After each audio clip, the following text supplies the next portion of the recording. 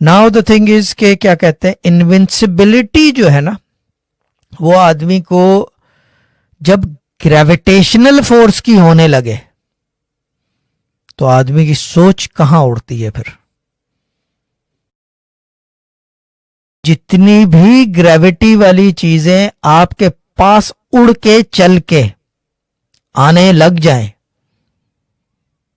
इसका मतलब you have डिफाइड everything, आपकी हदें खत्म हो गई है। इब्राहिम अदम का वाकया और राबिया बिस्री का वाकया।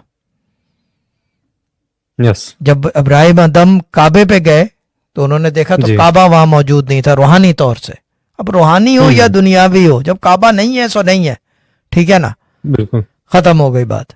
तो उन्होंने कहा या अल्लाह ये क्या माजरा है, तो आवाज आई कि काबा किसी के इस्तकबाल के लिए गया हुआ है। समझ में आ गया, वो होता है Yes. Defying gravity.